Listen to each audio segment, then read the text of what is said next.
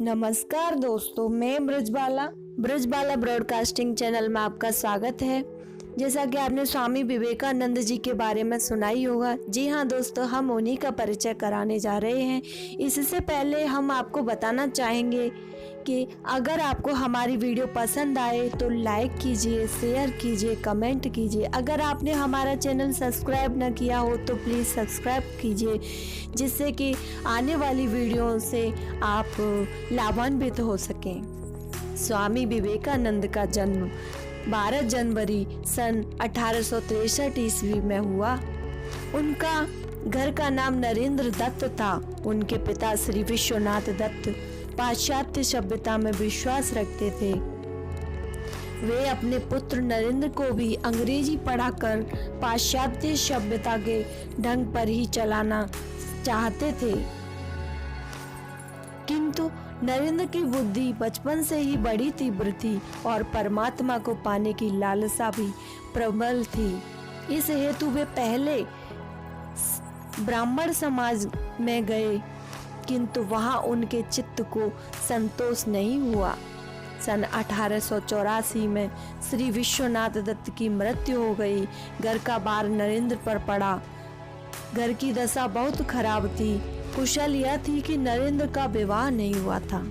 अत्यंत गरीबी में भी नरेंद्र बड़े अतिथि सेवी थे। स्वयं भूखे रहकर अतिथि को भोजन कराते, स्वयं बाहर वर्षा में रात भर भीगते ठिठुरते पड़े रहते और अतिथि को अपने बिस्तर पर सुला देते थे। रामकृष्ण परमहंस की प्रशंसा सुनकर नरेंद्र उनके पास पहले तो तर्क के विचार से ही गए थे, किंतु परमहंस जी ने देखते ही पहचान लिया कि ये वही शिष्य है जिसका उन्हें कई दिनों से इंतजार था। परमहंस जी की कृपा से इनको आत्म साक्षात्कार हुआ। फलस्वरूप नरेंद्र परमहंस जी के शिष्य में प्रमुख हो गए। संन्यास लेने के बाद इनका नाम विवेकानंद हुआ। स्वामी विवेकानंद अपना जीवन अपने गुरुदेव स्वामी रामकृष्ण परमहंस को समर्पित कर चुके थे।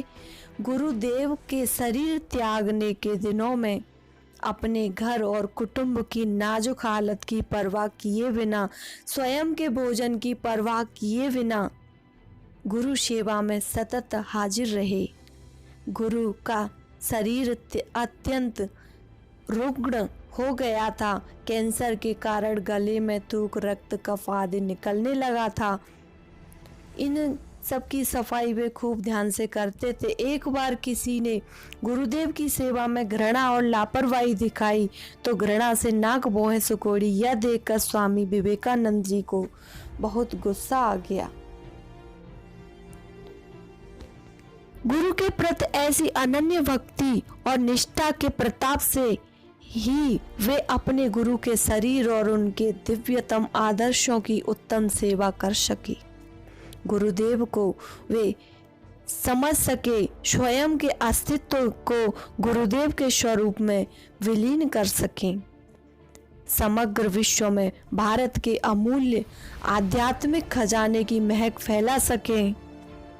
उनके इस महान व्यक्तित्व की नींव में थी ऐसी गुरु भक्ति, गुरु सेवा और गुरु के प्रति अनन्य निष्ठा। 25 वर्ष की अवस्था में नरेंद्र दत्त ने गुरुओं की सेवा बहुत अच्छे से की और गेरुआ वस्त्र पहन लिए। तत्पश्चात उन्होंने पैदल ही पूरे भारतवर्ष की यात्रा की।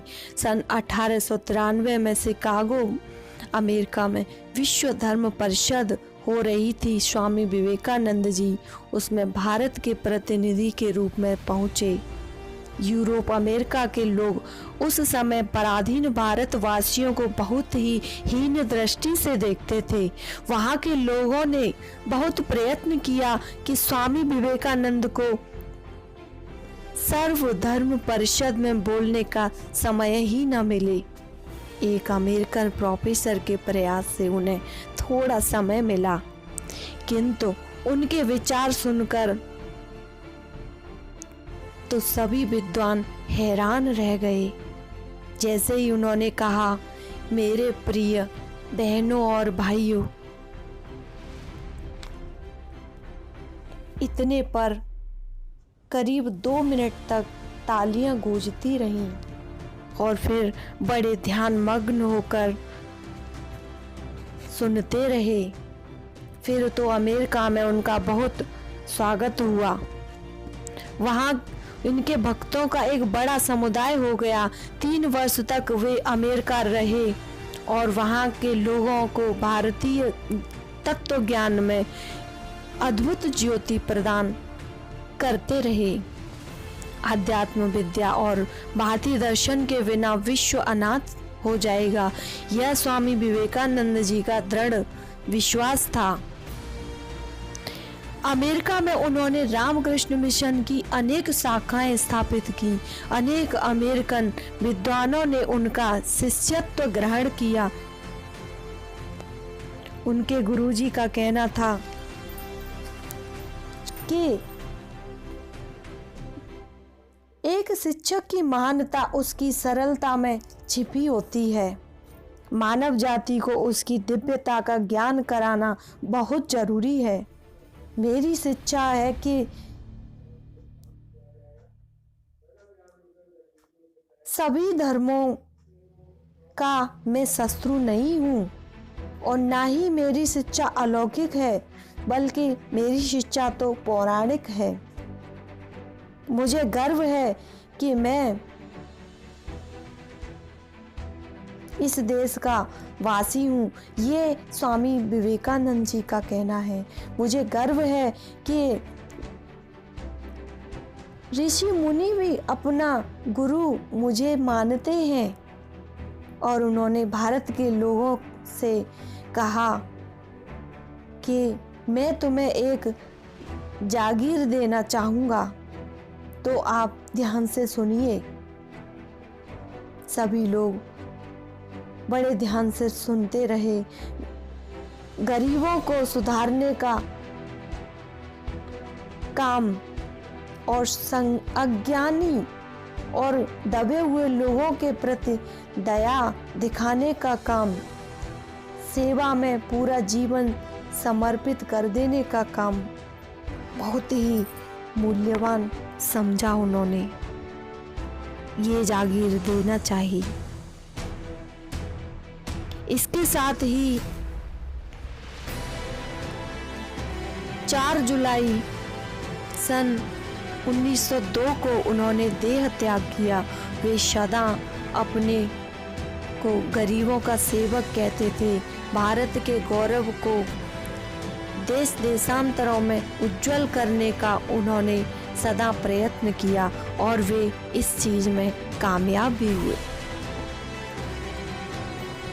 तो इसी के साथ मैं विदा लेती हूँ दोस्तों। जय हिंद, जय भारत।